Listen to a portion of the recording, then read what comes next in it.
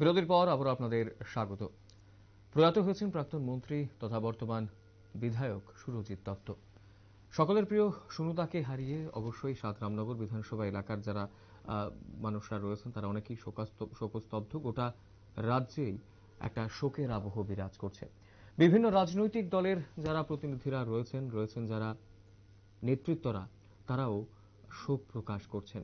সামাজিক মাধ্যমেও এক প্রকার শোকের আবহ দেখা যাচ্ছে। প্রত্যেক রাজনৈতিক দলের পক্ষ থেকেই সুরজিৎ দত্তের প্রয়াণে, বর্ষিয়ান এই রাজনীতিবিদের প্রয়াণে শোক জানাচ্ছেন প্রত্যেকে।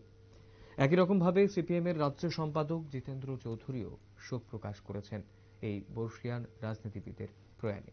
কি বলছেন সিপিএম এর রাজ্য সম্পাদক জিতেন্দ্র চৌধুরী সুরজিৎ দত্তের প্রয়াণে, শুনে নেব। হ্যাঁ, অবশ্যই কোন দলের নেতা হিসেবে না, সুরজিৎ দত্ত মহোদয় বিধানসভাতে দীর্ঘদিন আমার সহকর্মী ছিলেন। যে মতাদর্শ বা রাজনৈতিক পথ ভিন্ন হলেও ব্যক্তিগতভাবে তার সাথে খুবই ভালোই সম্পর্ক ছিল এবং তিনি দীর্ঘদিন ধরে তার বিধানসভা কেন্দ্রকে প্রতিনিধিত্ব করেছেন এবং মানুষের মধ্যে খুবই গ্রহণযোগ্য ছিলেন, মানে গ্রহণযোগ্যতা ছিল ওনার, জনপ্রিয়তা ছিল। আমি তার এই মৃত্যুতে প্রয়াণে গভীর শোক প্রকাশ করছি এবং তার পরিবার পরিজনদের প্রতি গভীর সহমত জ্ঞাপন করছি এবং আশা করি যে তিনি যে সমস্ত ভালো কাজ করেছেন, প্রত্যেক মানুষই যে কিছু কিছু ভালো কাজ তো অবশ্যই করে, তিনিও অনেক কাজ করেছেন, এগুলি মানুষ মনে রাখবেন এবং সেভাবেই একজন বিধায়ক হিসাবে, মন্ত্রী হিসাবে শুধু এই রামনগর বিধানসভা কেন্দ্রের যারা নাগরিক না, ত্রিপুরাজ্যের মানুষ তাকে স্মরণ করবেন। আমি তার স্মৃতির প্রতি আবারও শ্রদ্ধা জ্ঞাপন করছি।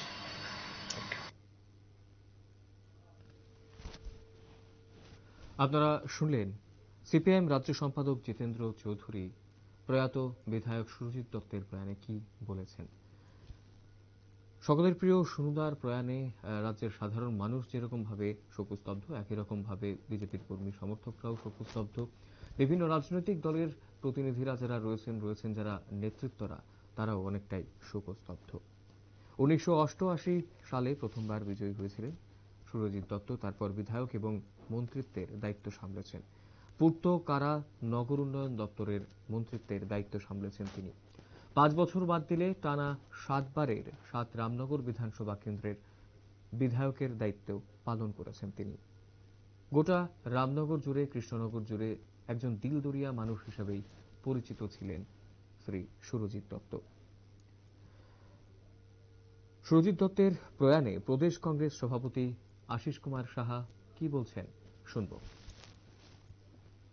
অত্যন্ত মর্মাহত। জাতীয়তাবাদী আন্দোলনের একজন অগ্রণী নেতা ছিলেন এবং সারা রাজ্যে একজন জনদরদী মানবিক মুখ হিসাবে যিনি দীর্ঘ সময় সেবা করে গেছেন, আমরা ওনার অকাল প্রয়াণে দলের পক্ষ থেকে ওনার এই